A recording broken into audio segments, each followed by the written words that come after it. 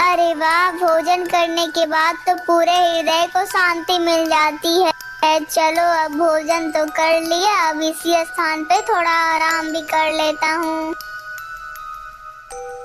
फिर ब्राह्मण इतना बोलकर वहीं पर आराम करने लगता है। जब ब्राह्मण सो जाता है तब वहीं पर एक सर्प आ जाता है और वो आकर ब्राह्मण की झोली में घुस जाता है। तभी अचानक ब्राह्मण की नींद भी खुल जाती है।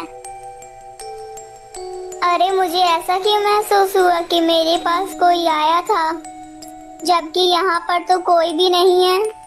ब्राह्मण जल्दी से अपना थैला जब खोल कर देखता है तो उसके अंदर एक सर्प बैठा हुआ था। अरे अरे अरे, राम राम राम राम, मैं तो बाल बाल बच गया। कितना भयानक सर्प है, नहीं तो अभी तो ये सर्प मुझे डस ही लेता। वैसे इस सर्प को देखकर मेरे मन में एक ख्याल आया है।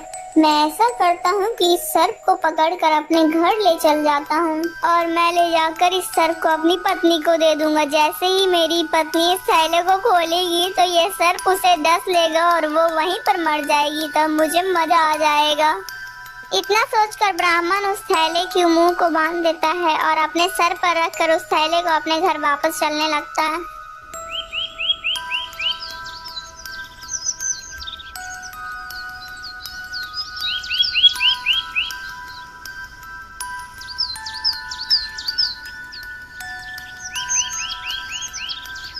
अरे ओ पंडिताइन, तुम कहाँ हो? देखो मैं तुम्हारे लिए क्या लेकर आया हूँ। आजी आप आ गए, मुझे पता है आप इसमें ढेर सारा खजाना लेकर आए होंगे। लाइए लाइए, एक थैला मुझे दे दीजिए। इतना कहकर वो थैला पंडिताइन ले लेती है।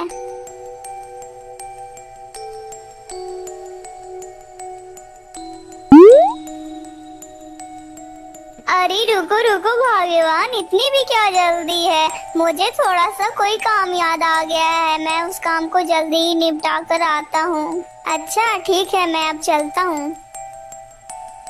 ठीक है जी, आप आराम से जाइए और आराम से आइएगा। इतना सुनते ही ब्राह्मण जल्दी से घर के बाहर आता है और बाहर से ही दरवाजा बंद कर देता है। पंडिताइन जैसे ही उस थैले को खोलती है तो उसके अंदर वही सर्प बैठा हुआ होता है। सर्प? अरे अजी दरवाजा खोलिए, मैं तो मर ही गई। इसके अंदर तो सर्प है। अजी जल्दी दरवाजा खोलो ना। ब्राह्मणी अंदर से चिल्लाती रहती है, लेकिन ब्राह्मण बाहर होकर एक कोने में आराम से चुपचाप खड़ा रहता है। कुछ देर बाद ही पंडिताइन का शोर मचाना बंद हो जाता है। अरे वाह वाह, मुझे लगता है इस सर्प ने अपना काम कर दिया है। चलो अब जल्दी से अंदर जाकर देखता हूँ और फिर दौड़ने का झूठ मूठ का नाटक करूँगा।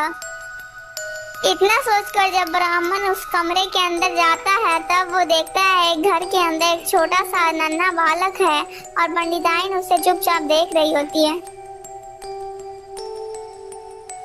ब्राह्मण उस नन्हे से प्यारे बच्चे को देखकर अचंभित हो जाता है, लेकिन वो नन्हा बच्चा कोई और नहीं बल्कि वो सर्प ही था, जिसके पास बहुत ही दिव्य शक्तियां थी, जो किसी का भी रूप धारण कर सकता था।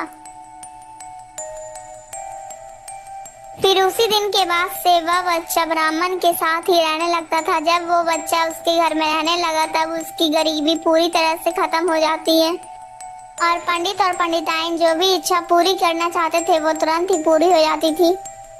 बेटा, आज मेरा मन कुछ मीठा खाने का हो रहा है, इसीलिए तुम अपनी शक्तियों से कुछ रसगुल्ले मंगवा लो ना।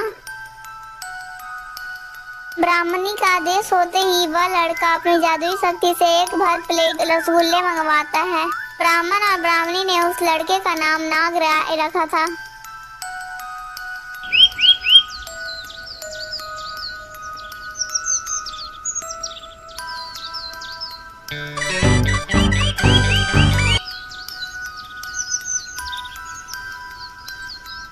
एक दिन की बात है, नागराय चुपचाप उदास होकर बैठा हुआ था। अरे बेटा, क्या बात है? आज तुम उदास होकर क्यों बैठे हुए हो? क्या बात है पुत्र, बताओ ना। पिताजी, मैं काफी दिनों से कोई पवित्र नदी में स्नान करना चाहता हूँ, लेकिन मुझे इतने दिनों से कोई भी नदी पवित्र नहीं मिली। लेकिन पुत्र, यहाँ पर तो कोई भी ऐसा पवित्र तालाब नहीं है। हाँ, एक जगह ऐसा पवित्र तालाब है। तो फिर जल्दी बताइए पिताजी, ऐसा तालाब कहाँ पर है? अरे बेटा, ऐसा तालाब तो हमारे राज्य के राजा के महल के अंदर ही है।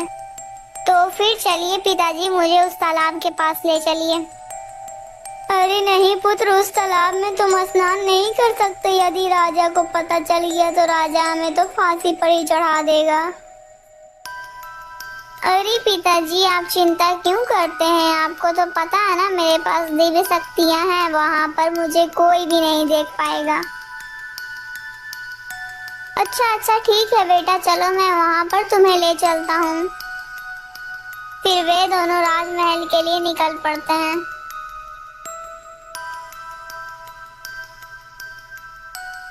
दोस्तों, अगर आपको ये वीडियो अच्छी लगी तो प्लीज़ वीडियो को लाइक करके चैनल को सब्सक्राइब कर दीजिएगा दोस्तों। और हाँ दोस्तों, इस वीडियो का पार्ट 1 हमारे चैनल में है, आकर ज़रूर देखिएगा दोस्तों।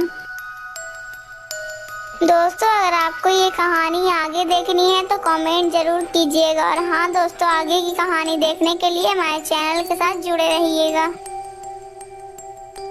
दोस्तों, अगर आपको इस कहानी को देखकर कोई शिक्षा मिली तो कमेंट में जरूर बताइएगा कि आपको इस कहानी से क्या शिक्षा मिली है।